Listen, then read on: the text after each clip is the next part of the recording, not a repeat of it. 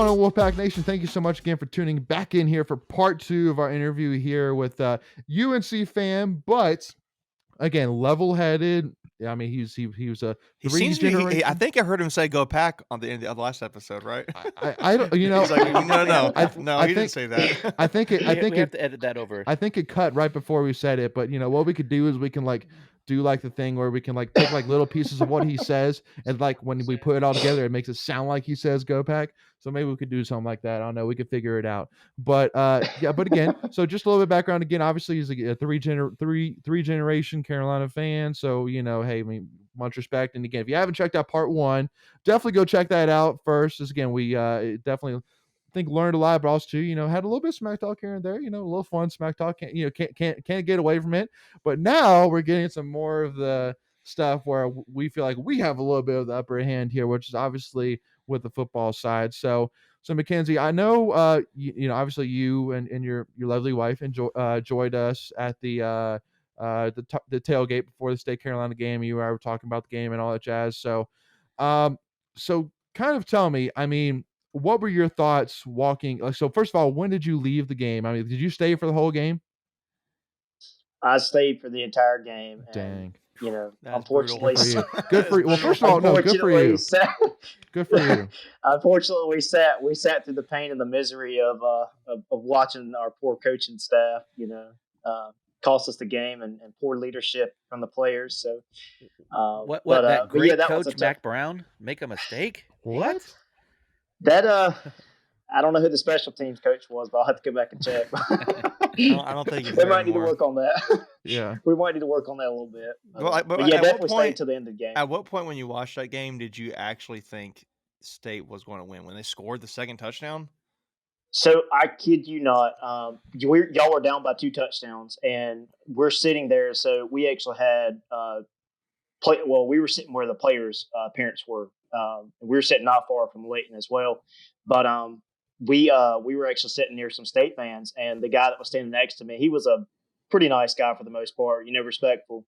And I was sitting there talking to him. I said, "Man," I just got a bad feeling here. And he said, "What do you mean?" I said, "Well, I've got a really bad feeling. You guys are about to go down and score a touchdown, come back, kick an onside kick, get the recovery, go down and score again, and go up on us." I said, "I've got a bad feeling." Interesting. And sure enough, I spoke it into existence, and my fiance, she was standing right next to me and heard every bit of it. And I said, "I knew this was going to happen." Wow. And why did you think that? Why did you think that? You never can think you've got a game. You can say you're a real fan, right? Because you never trust it until it's over. Yeah, I never believe it until it's over. So I mean, if you're a true fan, no matter what school you cheer for or root for every day, it's not over till the clock says 0 and the whistles have been blown. So for them to actually do that, it was shocking, but at the same time, it come down to poor coaching for me and a lack of leadership on the field. So then let me ask you this: what are your thoughts generally about Mack Brown? Because when he was hired, I kind of thought, I mean, I'm not trying to hate on Carolina. I was like, I thought, really? Like, that's what I thought. And it was because I thought Carolina could go and do better than that. And I thought I don't even know the word was safe hire. It was just kind of easy, nostalgic. Easy, and I thought, okay, well, he's an older guy. He was in broadcasting. And I was like, well, he's not going to be able to really recruit well, I didn't think. And I think he's recruited well. I mean, relatively speaking. And he shows him the ring from 2004 or whatever year that was. Texas, but that's what he hangs, I just was like, I didn't get it. And I mean, I know was it the first year or second year that he did pretty well? Was it? It was 2 years. He's only been there 2 seasons ago. He's been there 3 years. He's been there for this is his fourth year coming up. Yeah. It was his second year. You're right, Macon. Yeah, it's the second year. So I thought, okay, well, maybe I'm going to have to eat my own thoughts or words here. But obviously last year was like, okay, that was a train wreck. So what were your thoughts about him getting hired in the first place? Man, honestly, I think that what Carolina thought, and we all thought was back, him in the 90s, the era that he really led Carolina to be and the team that he had, I think that they were thinking that he was going to come back in and really kind of bring that same momentum that he had down in Texas and back with us in the '90s. And you know, for him to come back to Carolina was not a favorite of mine by all means, but you know, I think that it was not the best decision we could have made as far as coaching wise. I think there were many better options on the table possibly, but for him, you know, the expectations were, I wouldn't say necessarily so high when he first came back, because you know, coming from the Larry Fedora era to him, you know, that's a that was a big change. But Yeah. I wasn't a big fan of him to begin with, but you know, as the season kind of grew into the second year, like Greg was saying, you know, the momentum was kind of stepped up from what Sam had offered on the table, what he brought, you know, as a whole. But you know, I don't really, I wouldn't say I'm a big fan of his, to say the least, because he seems very selfish. But Who's this? you know, we'll see how this Howell? next year. Howell or Brown? No, Mack. Okay. Mack, yeah. Interesting. Well, I'm interested. Why do you think he's selfish? I'm just curious.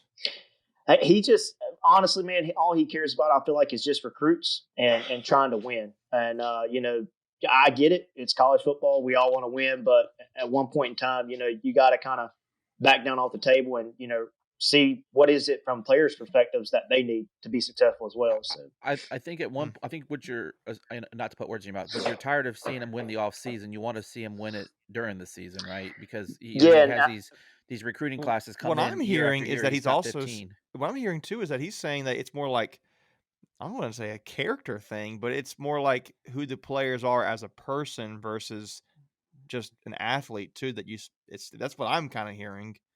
Yeah.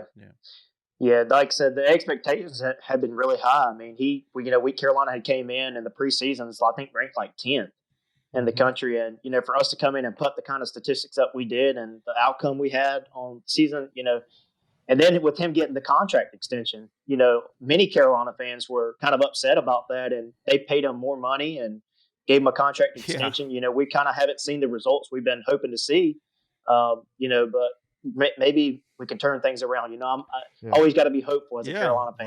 That's what. So I feel like Carolina in football right now is not, I don't know if it's that bad, but it's kind of like where state fans are with basketball. It's kind of like you're just kind of like all like, okay, maybe next year I'll be the one. Maybe next year I'll be the one. So I always felt like Carolina can get like. I feel like Carolina always recruits well for football. I feel like they always do. They always have like 5, 6, 7 4-stars and the rest of 3 stars, kind of like NC State. But State usually has historically gotten more like 4 or 5 4-star kind of players. And it's like, then so Carolina was always better in the recruiting rankings, but then I always thought Carolina just never could do anything with it on the football field, like to what the hype was.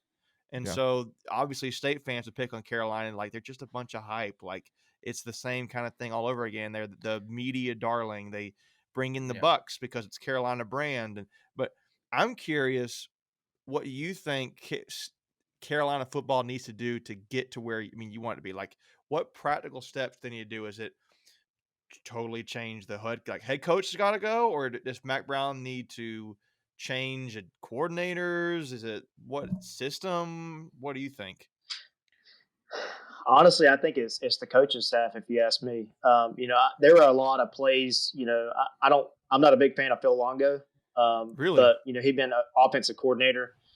You know, we just slung the ball around everywhere with Sam. You know, and the offense he likes to run. So I'm not a big fan of him and the play calling he has. But you know, hopefully that'll get better. But I definitely think we've got the talent, but it all comes down to how do we transition the talent to success on the field? You know, we may can do it in practice or the off season, but how do we transition that to game time when it's time to, you know, tighten things up and actually put the ball in play? And I thought Carolina, if they could just have sustained success, find a coach, it's over recruiting. I feel like not over, but it's like they could go get anybody they want because it's a brand. Like Carolina, I mean, and again, this is where I kind of want to segue into this.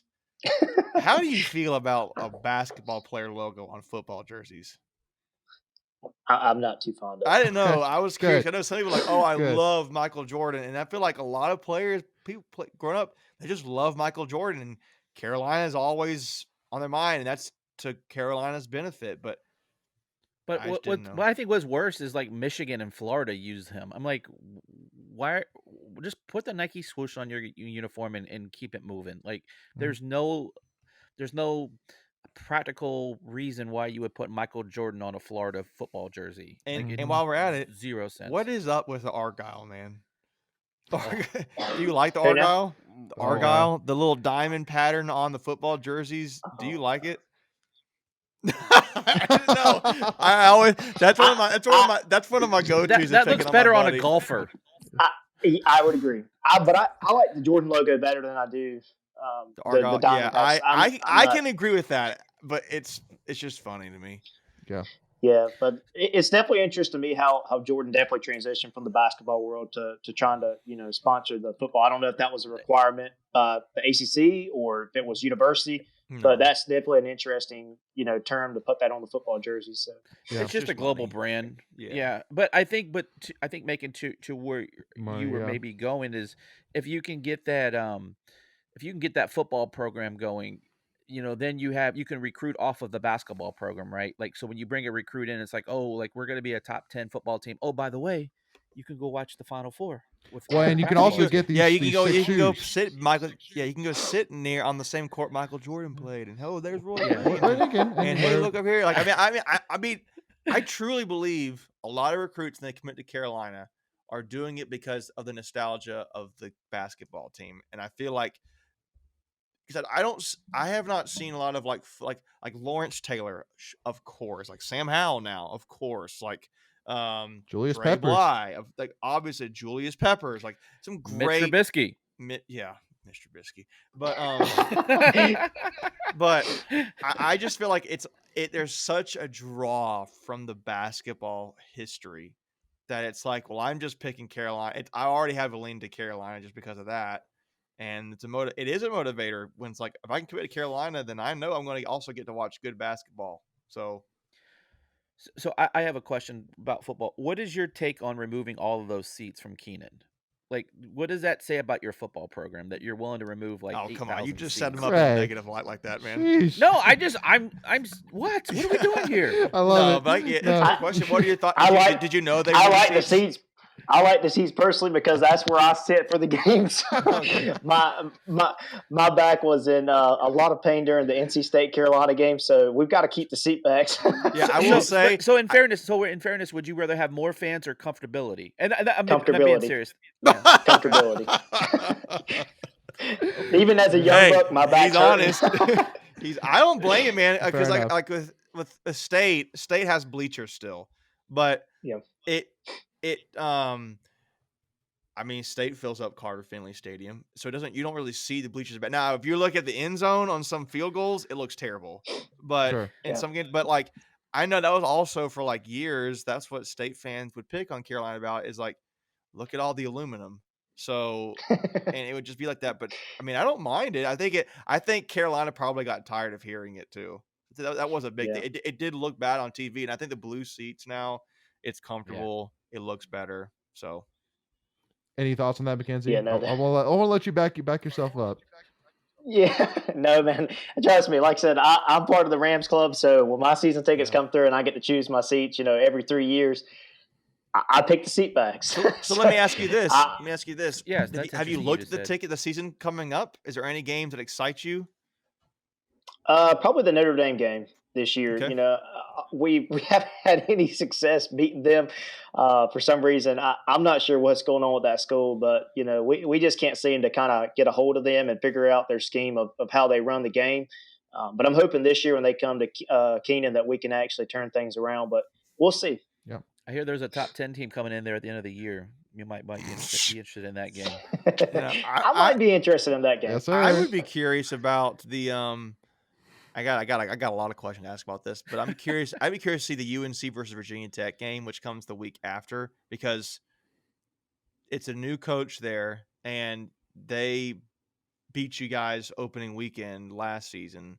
And I just think I've always said Virginia Tech is the NC State of Virginia. They're the same kind of people. UVA is just like the Carolina of Virginia. Absolutely. But that's again I'd be interested in. But I'm curious too, and then I'll stop talking for a little bit. I love it. Good. Sam Howell's gone. who's going to be the next quarterback? That's something that I've really contemplated on, and I think that we're going to struggle at the QB position this year. Honestly, we are. But Jacoby Criswell, he's had 2 years to sit behind Sam Howell, learn, kind of grow as a person. He was a 4-star guy, but wasn't honestly, you said what now? Was he a 4-star guy? I think Jacoby Criswell. Yeah, I believe he was a 4-star when he came in. He may be a 3-star. Look it up. But him coming in, he's been able to sit behind Sam Howell for 2 years, but you got Drake May coming in as a freshman. That's huge. He flipped from going to Alabama to coming to Carolina, but he has a legacy at Carolina. So, it's definitely going to come down to the wire, in my opinion, on who they do start at quarterback for Carolina. I believe that I really wouldn't be surprised if they start, do a kind of a half and half and have Jacoby start one game and have Drake start another, because it's going to come down to the absolute wire on who starts, because they both look great. I actually went to the spring game and was able to watch both guys play. And I mean, they both can throw it well. They both can, get out of the pocket and scramble. So it's really going to be an interesting factor for the coaching staff at Carolina to choose who gets QB1 for Carolina this year. Yeah, Criswell was a 4-star guy. I just looked it up, and obviously, everybody. I think people forget about Criswell because they haven't really seen him. Yeah. And I think everybody knows about Drake May because he was a higher ranked, more name kind of guy, committed to Alabama and decided to come play for his dad's alma mater. But and that's his brother too, right, Luke? Yeah, Luke May's his brother. So I mean, he's, like I said, he's got that legacy there. Eyebrows, the eyebrows himself. Jeez Louise. That was a guy. Not to get too back in basketball, but I was always like Luke May. I couldn't believe that he hit those shots he was making. Like when he made them for big shot. I was like, how is this happening? But every single time he was on the court, I just kept asking myself, why are they letting this 32-year-old guy play basketball right now? Like, seriously, that dude's been there forever. And he would destroy YMCAs, okay? Hey. Before we continue, we want to take a quick second to tell you about our sponsor, Flatlands Jessup Insurance Group, that has your whole world covered, with agents in 5 offices throughout eastern North Carolina to help you decide how much coverage you need. Offering policies for home and auto, recreational vehicles, commercial, crop, health, life, and employee benefits. They are able to combine options to find a comprehensive solution that works for you. Flatlands Jessup protects the things you love so you can spend less time worrying and more time enjoying them. Find them on Facebook and Instagram at Flatlands Jessup. You can also visit their webpage at www.flatlandsjessup.com. So please make sure to go and check them out. Long story short, this is kind of off topic, but in high school, my senior year, he actually played at our high school for the not NCAA, but the high school tournament that they play in, and they came and played here, and I actually got to watch him in person. And in high school, he was even just as good as he is in high school. The hairiest dude I've ever met. I love it. That's such a weird statement, but I get it. It's so true. If Sasquatch was a basketball player, it would be Luke May.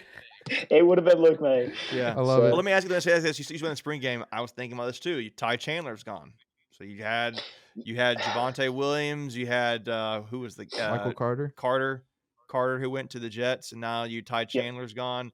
What do the running backs look like? I think really that's a good question as well. But I think offensively wise, Carolina's really going to struggle. You're not going to see the statistics and the numbers being put up like you used to see. Well, Sam Howell had quite a bit of yeah. Well, not only that, but then you've got 2 offensive linemen that had left us this year as well. So that's going to kind of hurt. Although we did pick up Corey Seegers and the kid from Harvard as well, which are both offensive linemen. I believe Corey will start this year. He was a 4-year starter for Miami center. So, him coming on and being a veteran, I think that'll definitely help our offensive line, and Zach Rice as well. That's a big pickup. He looked very, very good in the spring game as well. But I think we're going to struggle offensively wise. We do have, what's his name? It's left my mind now. Yeah. Running back, I can't think of his name right off. It's left my mind. But number 24 last year, he absolutely destroyed your defense last year in the UNC versus NC State game. Yeah. I know who you're talking about. Yeah, in that Carolina game, the State Carolina football game, he was the lone bright spot, I thought, for Carolina offensively. Yeah. I can't remember. Josh Downs. Josh Downs is going to be a key. I will tell you right now, and I'm going to mark this so I can come back and watch this video on YouTube, but Josh Downs will be the leading reception wide receiver for college football this upcoming year. So okay. Assuming I you have a actually quarterback to get can it to believe him. that. I actually can believe that. But assuming you have a quarterback that gets it to him. Well, I mean, we got to have a quarterback get it to him. And that's the thing. But yeah, he's a stud. Well, and again, that's the thing. NC State alum too.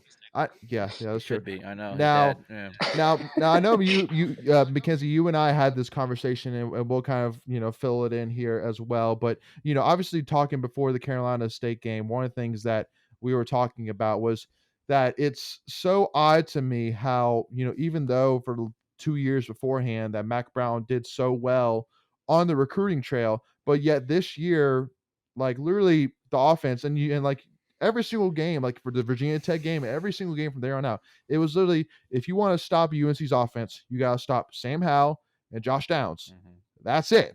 That is it. Like there's no, like the offensive line is terrible. There's no other wide receivers. Ty Chandler, it was literally just stop Josh Downs, stop Sam Howell. That's it. And so, like, I mean, it was like, what do you have? I mean, like, it's almost like, what do you have to say about that? But it's like, but like they've been killing on the recruiting trail. How do you really only have Sam Howell and Josh Downs in the offense? Yeah, no, and I think that's another position that's actually going to kill us this year as well. Is everybody knew what we did last year, but a lot of people are going to question what is Carolina going to do this year. Not having that quarterback, to be able to throw the ball to Josh Downs, and like Greg mentioned it, you got to be able to get the ball to him. So. My concern is we've got receivers, but are we only going to target one receiver? When you go back and look at the statistics for the 2021 season, you look at Josh Downs' receptions and his yardage, and look at our other receivers. It's like the margins are completely different. Yeah, and I'm kind of nervous to see how the receiver position turns out. I think that's why you saw a couple guys leave at the receiver position. Diami's brother. Left as well. He transferred down to, I think, South Florida. So, a lot of kids saw the writing on the wall, when Josh Downs was the number one target every time, every game. Yeah. But I'm definitely going to be interested, and that's one of the positions I'm going to keep my eye on is who are we targeting offensively wise for receivers. Didn't Gene Chizik come back to Carolina? Isn't he the DC now? Yeah. So he this did come is like back. his second go around. So I think that's another thing that Mac does. He likes to do retreads. Like he likes to try to relive his glory days. And well, I mean, obviously we'll see how it works out for him, but yeah. I mean, there's a reason why he's gotten fired multiple places. So but I mean, the one thing I will say is, I mean, again, not necessarily in Gene Chizik's defense, but he was killing it. He was actually part of the team that made it to ACC championship and lost to Clemson, and then he basically stepped away. So he wasn't fired. So, but I mean, again, no, not this time, not this go around, not this time. But hey, it's a new opportunity. But so Mackenzie, so let me ask you this, because this is something I definitely really wanted to ask you, because I know something you and I actually haven't talked about, but it was something which was discussed after the South Carolina UNC game. And that is talking about Sam Howell and his legacy a little bit. Because obviously, I think all of us, even State fans included, all fans across the board, can easily say without a doubt, respect is deserved, that he arguably is easily in the conversation as probably one of the most talented quarterbacks in the history of the ACC. I mean, that dude was unbelievable in terms of talent-wise. Then obviously seeing what he did. That's a bold statement. I saw Macon's eyes. You were like, "What?" That's some high cotton right there. But hold on, did you not hear that I said he is in the conversation as one of the greatest? I'm not saying he is the greatest. I'm saying he's in the conversation.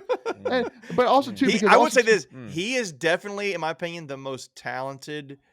He's the greatest quarterback UNC's ever had, I think. For sure. Yeah. Oh, 100%. 100%. Yeah. 100%. I'd have to agree with Macon on that. Is he's definitely the greatest quarterback that's ever walked through the campus of UNC. But because when I say that too, because when I say that too, I'm saying that because I mean, look at what he did with literally just Josh Downs. Like he literally carried UNC's offense last year, and pretty much all the points that were scored were basically because of Sam Howell. So I'm literally saying that I think if Mack Brown actually gave him some weapons, that you could have easily seen. Yeah, there's no doubt he is. But so again, that's why I'm not sitting here saying he is the greatest. There's no doubt about it that there's better, but. Anyway, he definitely did more with less last year, even a ton though with the less. hype was more even though the hype was more last year than the previous year, which is insane if you think about it that way. And that the fact that he had to make up his own plays, if you will. Like he had to make something out of nothing on a lot of stuff, like whether it was a 50-50 ball, breaking the pocket, trying to get yards that way. Like he literally did more with less. And so I'll give him that, but not one of the greatest of all time in the ACC. Well, and again, keep in mind when I said talent too as well. Again, talent wise, it was unreal too. Maybe we'll leave it at that. We'll just go with that and move along. So we'll take this offline. No, yes, no, but anyway. Yeah, I mean, for him to accomplish what he accomplished in 3 years with the weapons he had, it's uncalled for, especially in the ACC. You start going back and looking at some of the greatest quarterbacks, that we've had in the ACC as a whole. Deshaun Watson and Trevor Lawrence, and the new generation quarterbacks that Phillip Rivers. Yep, Phillip Rivers. Wilson. Yeah, well, he paused on Phillip Rivers. Russell Wilson. Well, we're talking. Let's talk more newer generation. Sure, okay.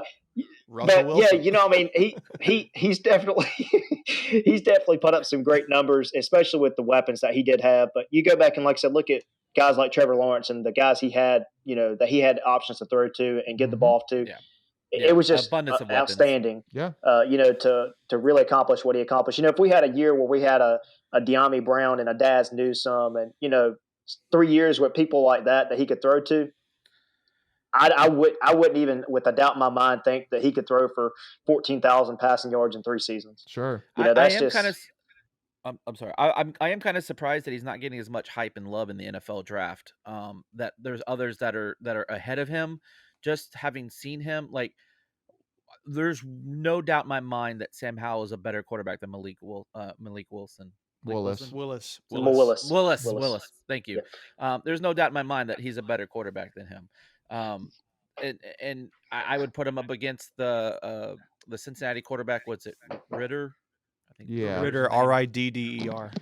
Yeah, I think he's a better quarterback than him as well. Wow. So I don't know.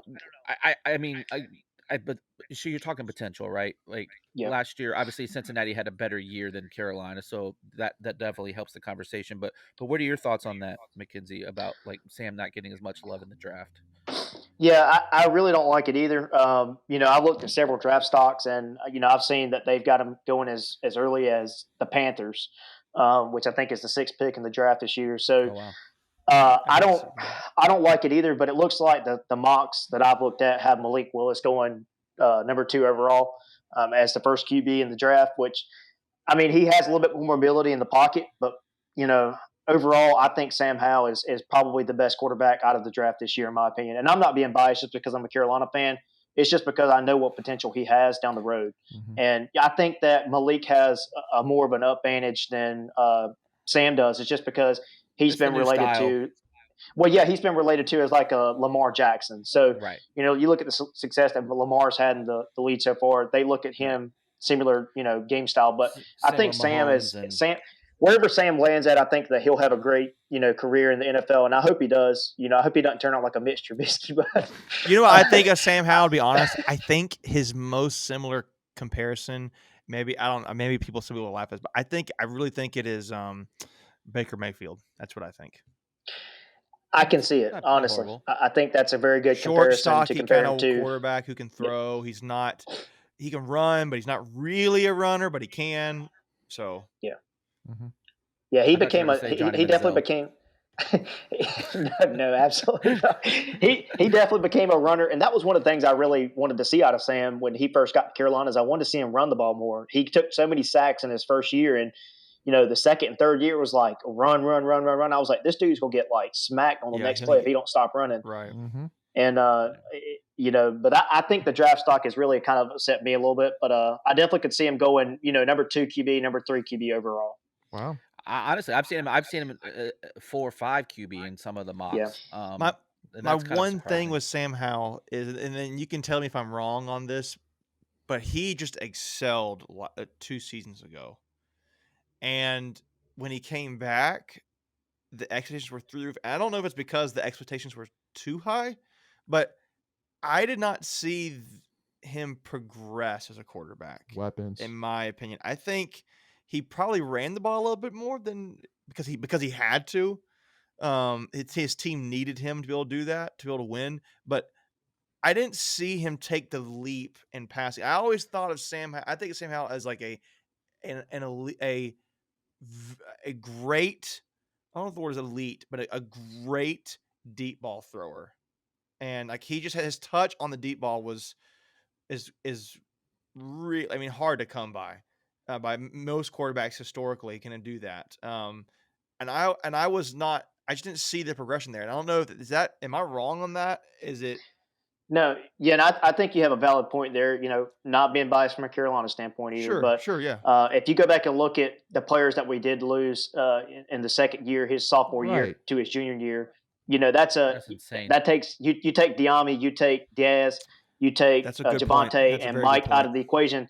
That's 4 NFL starters right now. That's a good point. So when we come into his junior year, we've got Josh Downs, one of the highest wide receivers in the country as far as recruit wise. I mean, he's by far the only option we've got on offense. Bringing Ty Chandler in as a veteran from Tennessee was a big pickup for us because we didn't have someone there at the time that knew how to actually take that role over and lead it. But to have him lead now, I actually looked up the guy's name that we were talking about earlier. British Brooks was his name, but yeah, to have him move on in there now, we'll see how he plays out. But I think it all boils down to the options he really had offensively wise from his sophomore to junior year. So, and I think the expectation was more on the team and not so much on Sam, but by proxy, it becomes Sam's expectation. Well, yeah, because they're, and again, it was literally the fact too that again, I mean, it's and again, that's why like literally in the back of my mind, I'm thinking to myself, there's no doubt that I truly stand by my statement just because of the fact that, I mean, dude, that guy literally every single time he dropped back to pass, he was running for his life, and he only had one guy he could throw to or run, and he still put up all those passing yards and did all and score as many points as he did, pretty much running for his life every single play. So that's why, again, I mean, now that he's not for, even though I'm sure he'll be on the commercial, I am. I'll put it this way: I'm glad he's gone. Yeah, no, I am very glad he's gone. This is kind of a food for thought, and I don't mean to cut you off, Craig, but at one point in time, I'm like a big statistics guy. I try to keep up with it anyways, but at one point in time in the season, for Sam's junior year, I was actually looking. Our offensive line sucked so bad that he was the most sacked quarterback in college football among any D1 college football program in the country. So, I mean, really and truly, our offensive line just absolutely sucked terribly bad his junior year, and I think that kind of plays a big toll. Your O-line's your heart and soul of that team, so if they can't protect you, like Leighton said, he was running for dear life every play he had almost. So for sure. I would agree with you. Well, Mackenzie, we've had fun. Appreciate it. Thank you so much for coming on, brother. And again, appreciate you being one of the fans out there that again that I think all of us want all fans to be. That's including state. I mean, I think all of us wish, but I mean, obviously from the Carolina side, we hope that there's more people that thought like you, level-headed, not like crazy lunatic off the wall kind of deal. So we appreciate it, bud. Thanks for being a good sport, by the way. Yeah, absolutely. Hey, absolutely, man. Absolutely. Well, thank you all so much again for tuning in. As always, make sure once again hit that subscribe button so you don't miss out. Give this video a like, as it really helps support us a lot, and also to give us a follow. Tuffy Talk Now on Twitter and Instagram. But thank you all so much, and hey, as always, go Pack, y'all.